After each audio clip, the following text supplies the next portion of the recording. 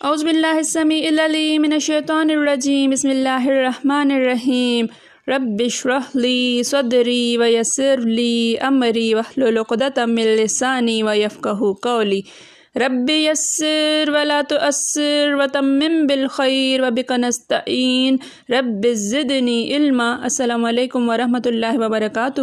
الحمدللہ ہم سورہ آل عمران کا ترجمہ و تفسیر کر رہے ہیں۔ 11 آیات کا ترجمہ و تفسیر الحمدللہ ہم کر چکے ہیں۔ آج کا سبق آیت نمبر 12 سے دیکھیے۔ اعوذ باللہ من الشیطان الرجیم قل للذین کفروا ستغلبون وتحشرون الی جہنم وبئس المہاد۔ قل آپ کہہ دیں للذین لے کے لیے، الذین وہ لوگ جو کفروا انہوں نے کفر کیا، آپ کہہ دیں ان لوگوں کو جنہوں نے کفر کیا۔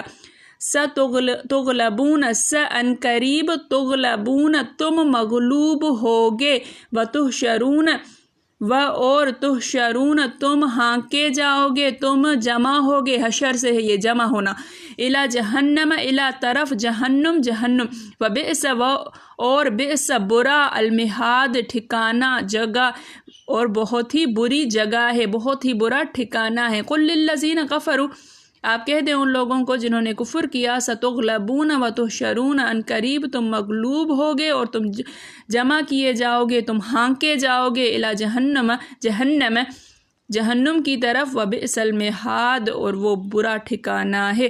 اے پیغمبر کافروں سے کہہ دو کہ تم دنیا میں بھی عنقریب مغلوب ہو جاؤ گے اور آخرت میں جہنم کی طرف ہانکے جاؤ گے اور وہ بری جگہ ہے۔ یہاں سے جو ہے یہ آیت جو ہے وہ اس کا ایک شان نزول ہے۔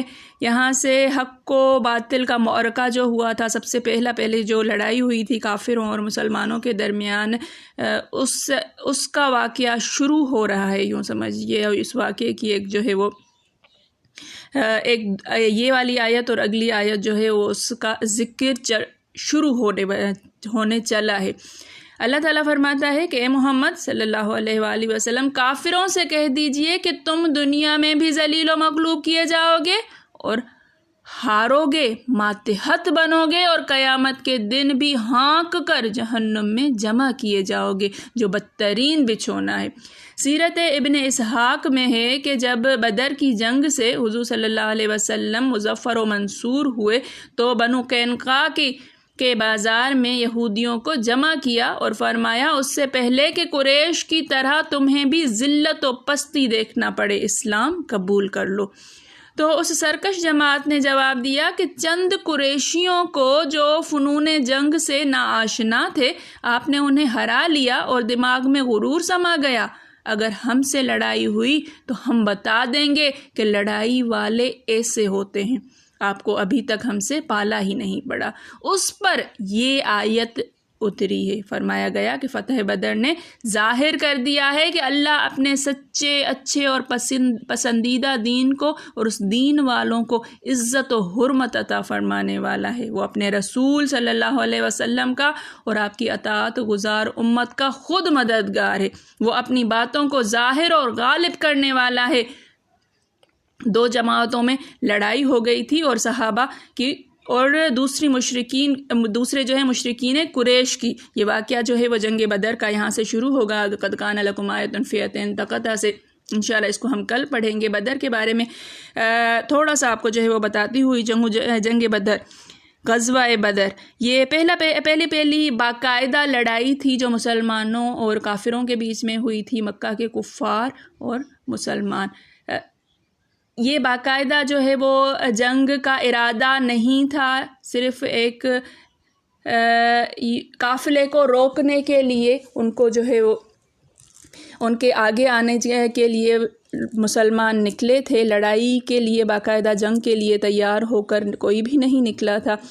پتہ چلا تھا کہ قریشیوں نے مسلمانوں کے خلاف جنگی سامان تیار کرنے کی خاطر ایک تجارتی قافلہ بھیجا ہوا ہے، جس سے وہ جو کمائی ہوگی وہ واپس ہوں گے، تو اس سے کفار مسلمانوں کے خلاف جنگی تیاریاں کریں گے اور لڑائی کا اسباب، اس کے لیے سامان وغیرہ جو ہے وہ حاصل کیا جائے گا۔ جب مسلمانوں کو نبی کریم صلی اللہ علیہ وآلہ وسلم کو معلوم ہوا تو نبی کریم صلی اللہ علیہ وآلہ وسلم نے اس قافلے کو آگے جا کر اس قافلے کو یوں سمجھ لیجئے کہ لوٹنے کے لیے، اس کو روکنے کے لیے، اس کو جو ہے وہیں پہ اس کا زور توڑنے کے لیے نکلے تھے۔ جب یہ لوگ 313 یہ لوگ تھے، جب یہ لوگ نکلے ہیں تو وہاں سے پتہ چل گیا، اس قافلے کو معلوم ہو گیا کہ مسلمان لڑنے کے لیے آ رہے ہیں یا قافلے کو لوٹنے کے لیے آ رہے ہیں، تو کافروں نے اپنا ایک قاصد مکہ بھیجا اور مکہ میں جلدی جو ہے وہ ابو جہل نے اور دوسرے بڑے بڑے سرداروں نے جنگ کی تیاری کر دی، اور تقریباً کوئی 1000 لوگ لے کر یہ لوگ جنگ کی تیاری کے لیے آ گئے۔ اب بدر ایک کنویں کا نام ہے، میدان میں ایک کنواں ہے، اس کنویں کی نام کی مناسبت سے اس غزوہ کا نام بھی بدر پڑ گیا یا غزوہ بدر۔ یہاں پر یہ لوگ رکے ہیں، آپس میں جو ہے وہ جنگ ہوئی ہے، وہ قافلہ تو کسی طرح سے بچ کے نکل گیا، لیکن وہاں سے کافر باقاعدہ لڑائی کے لیے آ گئے، اور یہاں سے صحابہ کچھ تھے، لیکن اللہ تعالیٰ نے ان کے اندر ایسی طاقت پیدا کر دی تھے، اس دلوں کو مضبوط کر دیا، اور نبی کریم صلی اللہ علیہ وآلہ وسلم نے ایسی ہمت بندھائی کہ یہ لوگ جنگ کے لیے تیار ہو گئے، اور اللہ تعالیٰ کی مدد سے یہ لوگ کامیاب بھی ہوئے۔ آگے ہم جب غزوہ بدر کے بارے میں پڑھتے ہوئے جائیں گے تو تفصیلاً انشاءاللہ اس کے بارے میں بہت سارے پوائنٹس آپ کے سامنے آتے ہوئے جائیں گے۔ یہ ہلکا سا تعارف تھا جنگ بدر کا، غزوہ بدر کا۔ میرے پڑھانے میں، آپ کے پڑھنے میں، میرے سمجھانے میں، آپ کے سمجھنے میں کوئی غلطی، خطا، بھول چوک ہو گئی ہو تو میں اللہ کے حضور میں توبہ کرتی ہوں اور معافی کی خواستگار ہوں۔ ربنا تقبل منا انک انت السمیع العلیم۔ السلام علیکم ورحمۃ اللہ وبرکاتہ۔